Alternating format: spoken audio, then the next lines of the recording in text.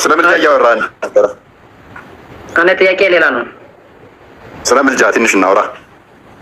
ስለ ምልጃ ሳይሆን ስለ ክርስትና። ክርስቲያን ሁን ያለው ማን ነው? አንተን ክርስቲያን እንድትሆን ያዘዘው ማን ነው? የትስ አገኘው? ክርስቲያን ሁን ያለ ነብይ ወይንም ደግሞ ከመጽሐፍ ቅዱስ ወይንም ከባይብል አንድ ማስረጃ ሰጠ ትችላለህ? ወይኔ አንተ ይሄ ከባድ ጥያቄ ነው።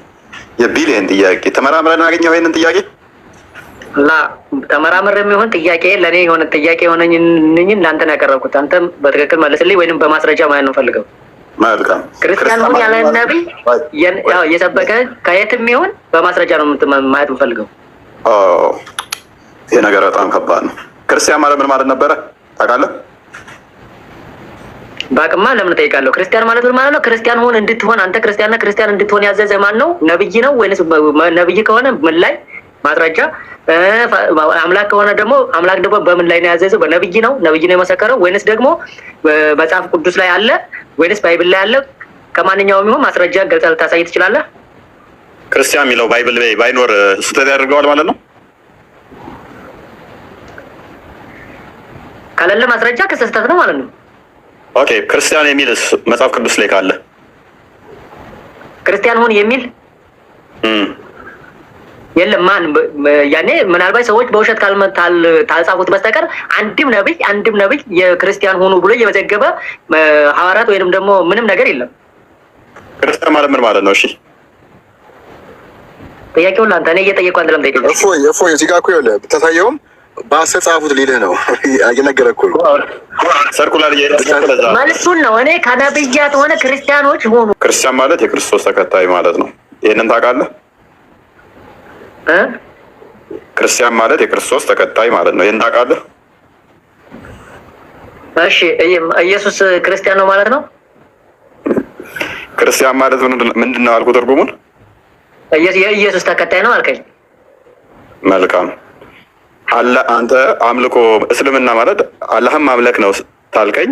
አላህ ሙስሊም ብዬ ጠይቃለሁ። ብጠይቅ ምንድን ነው ምላሽ? እኛ ሙስሊም እንድንሆን ታዝዤ ነው እኔ ከፈለክ ማስረጃ ሰጣለሁ። አንተ ግን ክርስቲያን ኢየሱስን እንድትከተል ያዘዘህ ማን ነው? ኢየሱስ ራሱ ከሆነ ክርስቲያን እንድትሆን ያዘዘህ ማስረጃ ሰጠኝ ትችላለህ? እሺ ማይክ ያዛው። ስለዚህ ክርስቲያን ማለት ክርስቶስን መከተልና ክርስቶስን መልበስ ተሆነ ማይክ ያዛው። ስለዚህ ክርስቲያን ተብለናል ወይ? ክርስቶስንስ እንድንከተል ታዘናል ወይ? በሚገባ ማን ያዘዘን? ራሱ ምን ብሎ ተከተሉኝ ብሎ ምን ላይ አይ ቲንክ ዮሐንስ ወንጌል ምዕራፍ 16 ቁጥር 1 ላይ በእኔም እመኑ በእግዚአብሔርም እመኑ ይላል። በእኔ እመኑ እንድናምንበት ነገረን። ዮሐንስ ወንጌል ምዕራፍ 10 ላይ በጎቼ ድምፄን ይሰሙኛል እኔም የዘላለም ሕይወት እሰጣቸዋለሁ። በጎቼ ይከተሉኛል፣ ይሰሙኛል። ምንን? ድምፄን እንድንከተለው ድምፁን እንድንሰማ ነግሮናል። ክርስቲያን ምን ላይ ተባሉ? ሐዋርያት ሥራ ምዕራፍ 11 ቁጥር 26 ላይ የክርስቶስ ተከታዮች ምን ተባሉ? ክርስቲያን ተብለው ተጠሩ። ክርስቲያን ማለት የክርስቶስ ተከታይ ማለት ነው። ስለዚህ ማነው ክርስቲያን ሆኑ ያላቸው ነው? ኢየሱስን ክርስቲያን ኢየሱስ ፍጡር እንጂ ፈጣሪ አይደለም። ኢየሱስም ማነው እሱ ክርስቲያን ሆኖ ያታዘዘ? ኢየሱስ አንተንና ያንን ፔዳፌል ነብይህን የፈጠረ ነው። እኛ ጋር ስታወራ ተረጋግተህ አውራ። ኢየሱስ ፍጡር እንጂ ምናምን ብለህ እንዳታወራ። ስለ ኢሳ እያወራ ከሆነ ኢሳ ፈጣሪ ነው፣ ፍጡር ነው። ሶሪ የእናንተው የታሰበው በመሐመድ ሂሳብ ያለው እሱም አክቹዋሊ ቤላ ከይፍ ነው ያለ ቃሉና መንፈሱ እንደመሆኑ ፍጡር አይደለም እሱ ራሱ ማለት ነው። ኤፌሶን 2:10 ላይ እንደሚናገረው አስቀድሞ መልካሙን ስራ ለማድረግ በኢየሱስ ክርስቶስ እንደተፈጠርን ይናገራል። ነገር ግን እንደ መሐመድ አይነቱ ደግሞ መልካሙን ስራ ማድረግ ያልወደዱት የገሃነም እሳት ይሆናሉ ማለት ነው። የገሃነም እሳት ይሆናሉ። እሱንም የፈጠረው ማለት ነው ኢየሱስ ነው።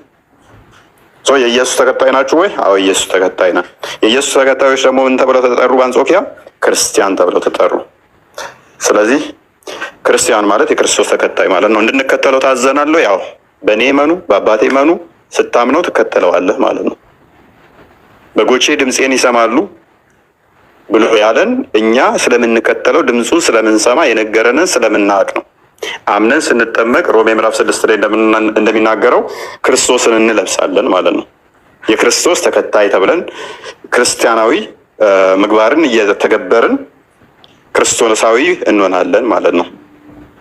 የክርስቶስን ትርጉም የክርስትናን ትርጉም ቅድሚያ ያወቀው።